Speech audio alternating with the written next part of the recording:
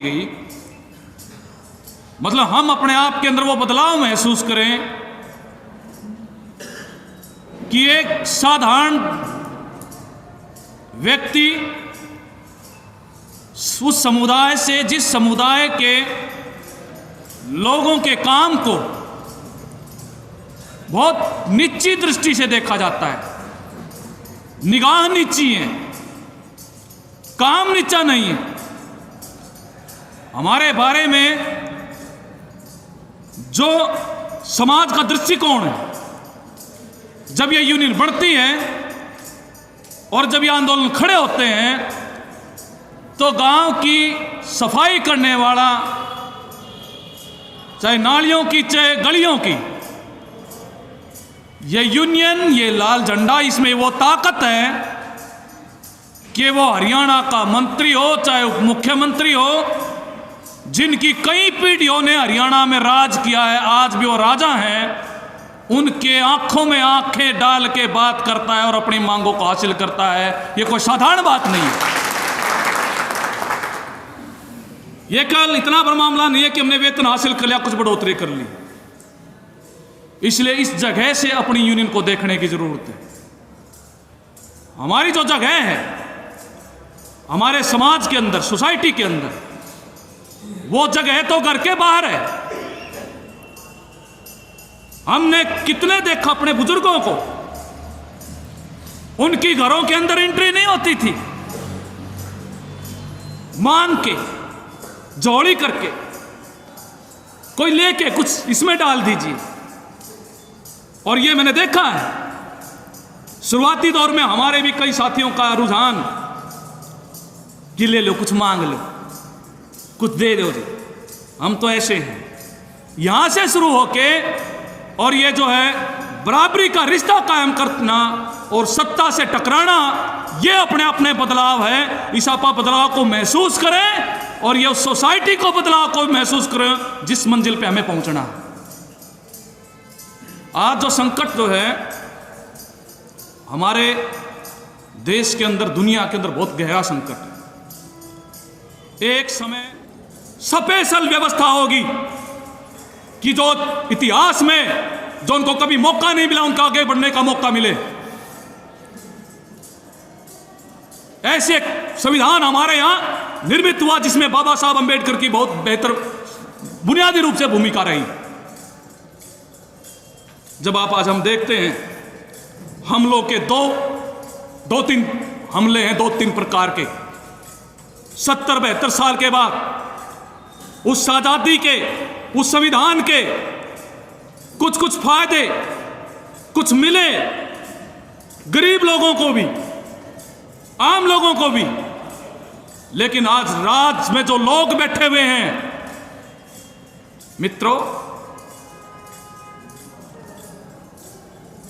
राज में आज वो लोग बैठे हुए हैं जो उसी व्यवस्था को दोबारा से लेके आना चाहते हैं जिस व्यवस्था के अंदर दलित को घर में घुसने की इजाज़त नहीं थी, उसको बराबर पे बैठने की इजाज़त नहीं थी, उनकी महिलाओं को वस्त्र पहनने की इजाज़त नहीं थी।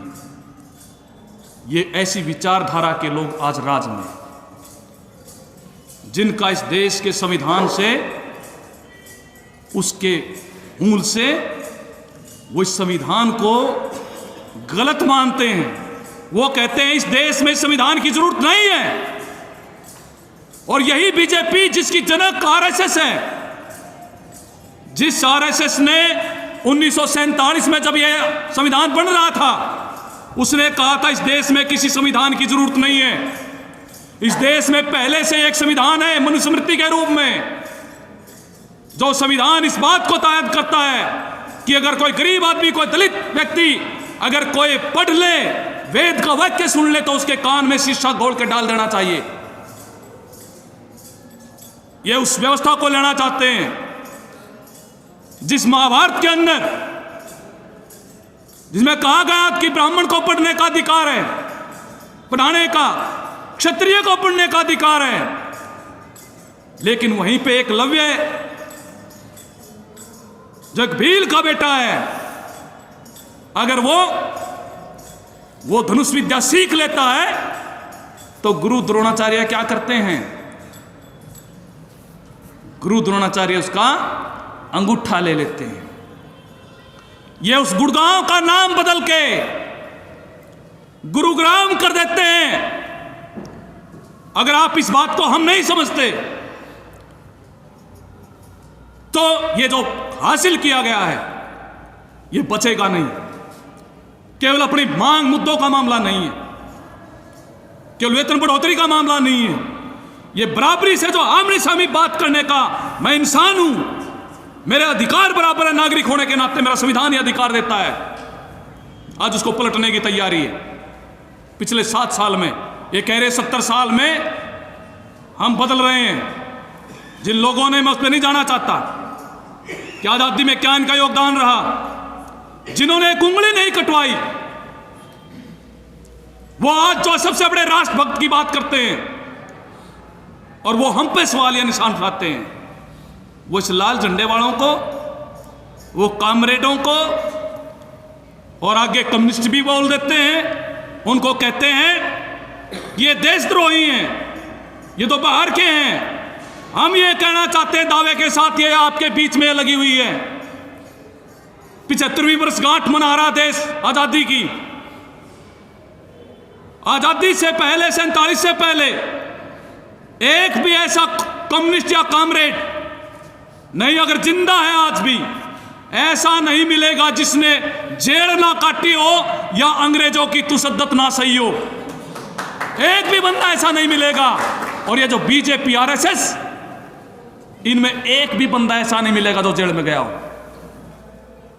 वीर सावरकर का नाम ढूंढेंगे, जिन्होंने बाद में हिंदू मुस्लिमों के बीच में नफरत फैलाने का 2 राष्ट्र का सिद्धांत दिया। सबसे पहले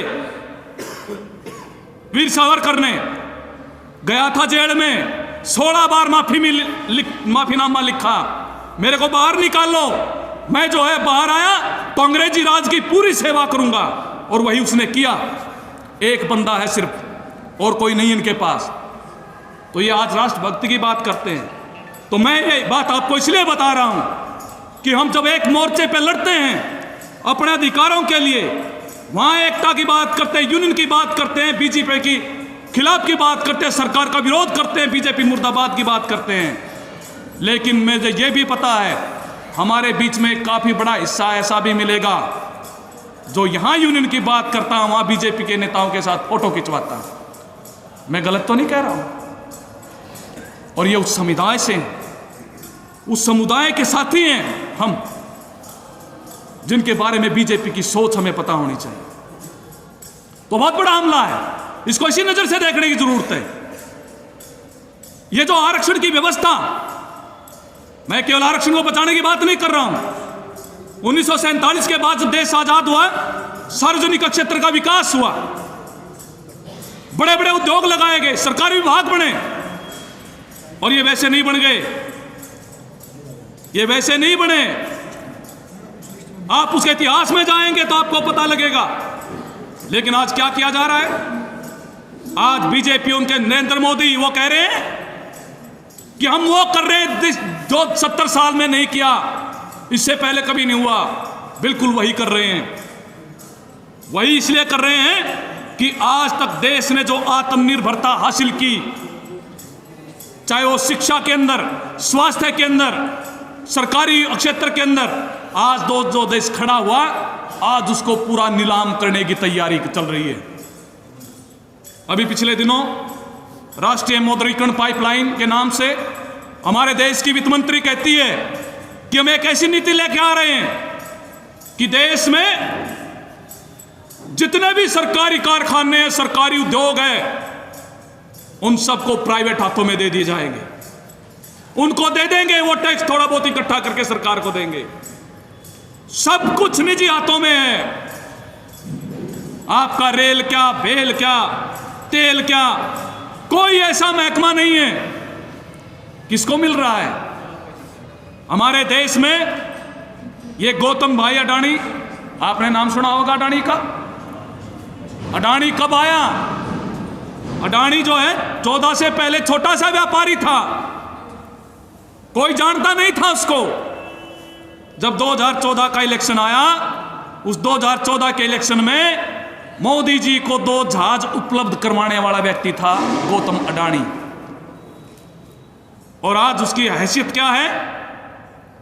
आज उसकी हैसियत यह है 7 साल में कि वो देश का सबसे बड़ा पूंजीपति बन गया है, अंबानी को भी पीछे छोड़ के, और एशिया का सबसे बड़ा पूंजीपति बन गया है। ये क्यों हो गया? हम जो काम करते हैं, जिनको बहुत थोड़ी तनख्वाह मिलती हैं, ठेके पे है, कॉन्ट्रैक्ट पे है, वो भी तनख्वाह मिलती नहीं है, कहीं कहीं में लटकती रहती है। हमें सामाजिक सुरक्षा नहीं है। गरीब आदमी को देखोगे, वहां जो तेल के रेट हैं, सरसों का तेल कोरोना से पहले 85-90 रुपए लीटर था, आज 200 रुपए लीटर मिल रहा है। महंगाई कितनी बढ़ गई है, नौकरियां खत्म हो गई, रोजगार घट गए। खुद सरकार के आंकड़े की 84% लोगों के रोजगार खत्म हुए हैं, मतलब के वेतन कम हुए या रोजगार चले गए। 12 करोड़ नौकरियां प्रभावित हुई हैं। तो एक तरफ बेरोजगारी बढ़ रही है, नौकरी नहीं है, और एक तरफ जो है हिंदुस्तान में नए खरबपति बन रहे हैं, और ज्यादा खरबपतियों की संख्या बढ़ गई है। तो ये है कुल मिला के जिसको हम कहते हैं कि दरबारी सिस्टम है। जो जिसके दरबार में है वो उसी की सेवा करेगा। वही जो लोग, वही पूंजीपति जिन्होंने कांग्रेस के राज में फायदा उठा के अपने मुनाफे बढ़ाए, वही आज बीजेपी को, मोदी को ले आए, और वही आज उससे कई गुना फायदे उठा रहे हैं। आज कोई पर्दा नहीं है, आज खुले रूप में, यह पहली बार इतिहास में कि देश का प्रधानमंत्री वो एक प्राइवेट कंपनी जिसका नाम जियो का मोबाइल होगा आपके पास, सिम चल रहा होगा, एक प्राइवेट कंपनी मोबाइल की जियो जब वो लॉन्च करती है अपना प्रोडक्ट, तो उसके अखबार में पूरा बड़ा फोटो प्रधानमंत्री का लगता है। ये 70 साल में पहली बार हुआ। तो आप कैसे सार्वजनिक क्षेत्र को बचाओगे? जिसको बचाना है वो किस लाइन पे लगा हुआ है? हमारे देश के बैंक बेचे जा रहे हैं, कोई सिक्योरिटी नहीं बचेगी। 2 दिन की हड़ताल भी चल रही थी बैंक कर्मचारियों की। हमारे विशाखापट्टनम के जो कर्मचारी हैं, अरे 1.25 लाख करोड़ रुपए की संपत्ति है स्टील उद्योग विशाखापट्टनम का, उसको प्राइवेट बेच रहे हैं 13,000 करोड़ रुपए में। जितनी ऑयल की कंपनी जो मुनाफा देती है, जिससे देश के अंदर जो जन कल्याण की सुविधाएं पड़ती हैं, उनको सबको बेच रहे हैं। तो एक ये जो है मुनाफाखोर पूंजीपतियों के लिए जो भी आज तक कमाया गया था उनके हवाले करने की सारा काम चल रहा है। इसको हमें समझने की जरूरत है, अपने दायरे को खोलने की जरूरत है कि कितना बड़ा हमला है। नई शिक्षा नीति ले आए 2020 की, वो क्या कहती है? वो ये कहती है कि कॉम्प्लेक्स स्कूल बनाएंगे। अभी तक जो नीति थी शिक्षा की वो ये थी कि स्कूल बच्चे के नजदीक होना चाहिए ताकि बच्चा स्कूल में आराम से जा सके। ये नई नीति क्या कहती है कि बड़े गांव में स्कूल होगा, छोटे गांव के स्कूल बंद करेंगे। अब आप अंदाजा लगा सकते हैं सरकारी स्कूलों में उनमें कौन पढ़ता है। जो माँ बाप अपने बेटा बेटी को अपने घर के नजदीक भेजने की स्थिति में नहीं है, वो 10 किलोमीटर कैसे भेज पाएगा? तो ये जो शिक्षा व्यवस्था जिसने आज बराबरी पे लाने का थोड़ा एक आधार पैदा किया था, एक तरफ वो प्राइवेट कर दी गई। बड़े बड़े जो लोगों के लिए बड़ी बड़ी प्राइवेट दुकानें खुली हुई हैं, लेकिन जो है और आगे और भी काम कर दिया, कोई नया टीचर भर्ती नहीं होगा। हम चाहे अपने बच्चे को पढ़ाएं, कोई मास्टर बन जाए, कोई मास्टर नहीं लगेगा, वॉलंटियर पढ़ाएंगे। और 7वीं 6वीं 7वीं 8वीं में 24 दिन स्कूल लगता है महीने में, 22-23 दिन। ये कह दिया 10 दिन बच्चा बिना बस्ते के आएगा, उसको क्या सिखाएंगे? बोला उसको हम काम सिखाएंगे। क्या काम सिखाएंगे? कि गांव में कोई टोकरा जिसको बनाना आता टोकरी, वो आके उसको बुला लेंगे, तू इसको टोकरी बनाना सिखा दे। प्लम्बर आएगा, प्लम्बरी का काम सिखा दे। रेडियो ठीक करने का काम सिखा दे, साइकिल ठीक करने का काम सिखा दे। प्रैक्टिकल वर्क करवाएंगे। इसका अर्थ क्या है कि 8वीं तक पहुंचते पहुंचते बच्चे को मजदूर बनाने की एक ट्रेनिंग देके, ताकि वो आगे पढ़े ना, जाके अपना ये काम करने लग जाए। तो ये वही नीति है, पढ़ाई से बेदखल करने की योजना है। उच्च शिक्षा में कोई गरीब व्यक्ति का बच्चा ना जा पाए, मजदूर किसान का। ये ऐसी हालत पैदा कर रहे देश के अंदर। तो इसलिए हम ये कहना चाहता है कि इस मौके पे हम इस बात को समझे। ये सारी जो करते हुए, ये जो सरकार के हमले को देखते हुए संविधान को बचाना, इस देश की संप्रभुता को बचाना और अपने नागरिक अधिकारों को बचाना, ये आज के दिन बहुत बड़ी चुनौती है। और ये चुनौती का मुकाबला किया जा सकता है। बीजेपी जो है बाकी पार्टियों से इस प्रकार से भी भिन्न है। एक तो प्रकार मैंने बता दिया, वो जातीय व्यवस्था में विश्वास रखती है, वो जात को बनाए रखने में विश्वास रखती है, वो छुआछूत की विचारधारा को बनाए रखने में जो है उसकी नीति गति है। इसलिए आरएसएस जो है, जो उसकी मां है, उसका जो सरसंघ चालक है, वो जो है नंबर 1 का जो नमुद्री ब्राह्मण है वो बनता है। उसका कोई वो नहीं बनता, कोई दलित कोई नहीं बन सकता, कोई और नहीं बन सकता उसका। वो ब्राह्मणवादी विचार है बिल्कुल। तो ये जो है इसमें सिस्टम को बनाए रखना चाहते हैं। दूसरा, क्योंकि राज में रहना है, लोगों को राहत दे नहीं सकते, इसे लोगों में सांप्रदायिक आधार पर उनके अंदर नफरत पैदा करो, जातीय आधार पर नफरत पैदा करो, ताकि लोग इकट्ठे ना हो। इसलिए वो हिंदू मुसलमान का, और ये इसमें सफल हो जाते हैं। हमें याद है 1992 के अंदर जब बाबरी मस्जिद ढाई गई, वहां जो कार सेवक पहुंचे, या गुजरात के अंदर जो आधार 2 में जो दंगे हुए, उनमें भी गरीब लोगों का, हमारे जैसे लोगों का बड़ा योगदान रहा। उन दंगों के अंदर हमें प्रयोग किया जाता है। जब मुसलमानों के खिलाफ दुश्मन बनाना हो तो हमें प्रयोग किया जाता है, लेकिन जब गांव में होते हैं तो हम क्या होते हैं? हम अछूत होते हैं। उसी धर्म के अंदर हम अछूत हैं, लेकिन मुसलमानों के खिलाफ प्रयोग होते हैं। और ये बीजेपी कोशिश कर रही है। अभी भी आप देख सकते हैं हरियाणा के अंदर, गुड़गांव हो, मेवात हो, अलग अलग जगह पर कह रहे हैं खुले में नमाज नहीं। मुख्यमंत्री कहता है खुले में नमाज नहीं कर सकते। अब वहां कोई मस्जिद नहीं है, गुड़गांव के अंदर फैक्ट्रियां इतनी है, तो उनको नमाज पढ़नी है। सरकार प्रशासन ने जगह तय कर दी, सेक्टर खाली पड़े भाई यहां कर लिया करो, क्योंकि मुद्दा बनाना है आपके बीच में। अब जो है कोई पार्क है, महिलाएं इकट्ठी होकर सत्संग कर लेती हैं, कोई जगराता कर लेता है, कोई पालकी निकाल लेता है, कोई जो गुरु ग्रंथ साहिब निकाल के अपने वो निकाल लेता है। किसी को कोई रोकता है क्या? कोई नहीं रोकता। लेकिन अगर उनको थोड़ा स्पेस मिल गया वहां भी खुले, तो वहां एक मुद्दा बनाना है, क्योंकि एक आपके सामने दुश्मन खड़ा करना है। तो इसलिए इस स्थिति का भी हम जो है, ये जो सांप्रदायिक आधार पर जो है हमें जो हिंदू बना दिया, हिंदू हम हैं, हिंदुत्ववादी और हिंदू में बुनियादी फर्क है। किस धर्म में पैदा हुआ ये पहले से जो यहाँ व्यवस्था बनी है उसके अंदर पैदा हो गए।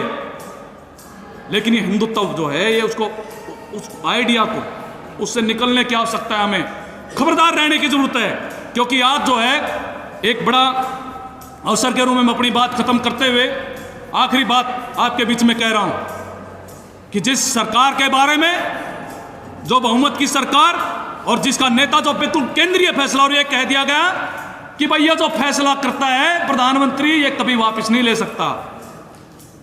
और हम बधाई देना चाहते हैं किसान आंदोलन को। 1 साल तक लड़े, 750 से ज्यादा किसानों ने शहादतें दी, और वही मोदी, वही प्रधानमंत्री, वही बीजेपी जो कृषि कानूनों का बखान करते थे, उनकी मन की बात में ये कहते थे कि ये तो हमारे देश के किसानों को पता नहीं क्या वो दे देंगे, उन्हीं को कानून वापस लेने पड़े। ये जो है जीत, ऐतिहासिक जीत है पूरी दुनिया के अंदर, पूरे हमारे लिए। और ये हमें हौसला देती है, किस बात का? इस बात का हौसला प्रदान करती है कि अगर इकट्ठे लड़ा जाए, दुनिया की कोई भी ताकत ऐसी नहीं है जो इंसानों को जो है उसका कोई विकल्प हो पाए। और ये वह बात सिद्ध करती है जर्मनी का एक तानाशाह हुआ था, आपने नाम सुना हो, हिटलर, कई बार नाम याद आता है। दूसरा जो विश्व युद्ध हुआ, उस विश्व युद्ध के अंदर कई लाख लोग मारे गए, उसमें बड़ा योगदान रहा उनका, केंद्रीय भूमिका थी। उसको ये कहा जाता है कि वो दुनिया का सबसे बड़ा तानाशाह है। वो तानाशाह को अगर किसी ने मात दी, हराया, इतिहास में पढ़ना कभी छोटी छोटी बुकलेटें, वही रूस, जिस रूस से ये पूरी दुनिया के अंदर सरकारी विभागों का बनना शुरू हुआ, जहां कानूनों का बनना शुरू हुआ, जहां वोट का अधिकार बनना शुरू हुआ, उस रूस के दबाव में, क्योंकि वहां मजदूरों का और किसानों की सत्ता आई थी 1917 के अंदर, उसके दबाव में पूरी दुनिया में जो पूंजीपतियों देशों ने ये काम किए थे, वही रूस था। उन्होंने बहुत कुछ सहन करके अपने बहुत सारे सैनिक शहीद हुए, और वहीं जर्मनी के अंदर जहां का वो शासक था, जर्मनी की संसद पे जाके लाल झंडा संसद पे जाके लहराया था, तब दुनिया को पता लगा था कि वो तानाशाह ने सुसाइड कर लिया है। तो भाई, जनता की एकता वो सर्वोपरि है। इसलिए अपने संगठन को हम मजबूत करें, इस समय की चुनौतियों को समझें और एक ऐसा वातावरण पैदा करें, ना केवल अपनी यूनियन को मजबूत करें, बल्कि जो है हमारे आसपास जो आंदोलन चल रहे हैं, उन आंदोलनों को देखें और उनके तालमेल बनाने की कोशिश करें। ये बहुत गंभीर दौर से हम गुजर रहे हैं और अपनी मुक्ति का बहुत सुनहरा मौका भी है। और ये बीजेपी जानती है कि ये जो लोग हैं, जो हमारे बारे में, आपके बारे में या लाल झंडे के बारे में अभी भी क्या कह रहे थे पिछले 1 साल से, चाहे खट्टर हो, चाहे ओम प्रकाश धनखड़ हो, चाहे कृषि मंत्री आपका भिवानी वाला, क्या नाम है उसका, जेपी दलाल हो, या इनका शिक्षा मंत्री हो, क्या कह रहे थे किसानों के बारे में? वो कह रहे थे ये तो लाल झंडे वाले हैं, ये लाल झंडे वाले हैं, किसान नहीं है। हमारे बारे में भी ये कहते हैं लाल झंडे वाले बदमाशी कर रहे हैं, ऐसा बोलते हैं। वो क्यों बोल रहे हैं ऐसा? हरियाणा में तो लाल झंडे वालों का कोई एमएलए भी नहीं, ना कोई एमपी भी नहीं है, जिला परिषद में भी शायद कोई एक आधा हो। ऐसी क्या बात है? वो बात इसलिए है कि जो विकल्प जो है, जो नीतियों का विकल्प के बारे में, कांग्रेस भी वही है जो बीजेपी है, चौटाला भी वही है। इनको ये पता है हिंदुस्तान की पूंजीपति जमात को, मुनाफाखोर जमात को, कि अगर बदलाव का असल कोई ला सकता है तो ये लाल झंडे के लोग हैं, इसलिए वो हम पर हमला करते हैं। आप इस हमले को स्वीकार करें और दोबारा हम पलटवार के लिए तैयार रहें, अपनी एकता को मजबूत करें। निश्चित तौर पे ये जो बराबरी की लड़ाई, जिसके लिए हमारे लाखों करोड़ों लोगों ने जो सहा है और जो अपनी शहादतें दी हैं, इस बराबरी को भी बचाएंगे, इस संविधान को भी बचाएंगे, पक्के भी होंगे, तनख्वाह भी बढ़ाएंगे, और ये जो पूंजीपतियों जागीरदारों के दलाल बैठे, इनको खत्म करके दम लेंगे, इनको पलट के दम लेंगे। तो ऐसा एक संगठन बेहतर बनाते हुए हम इस सम्मेलन से अपनी ऊर्जा लेके और तमाम बहस करते हुए आगे बढ़ेंगे। आपने मेरी बातचीत सुनी, दोबारा से मैं आप तमाम साथियों का धन्यवाद करते हुए आपके इस प्रतिनिधि सत्र का विधिवत तौर पर उद्घाटन करता हूं। आपका बहुत बहुत धन्यवाद साथियों।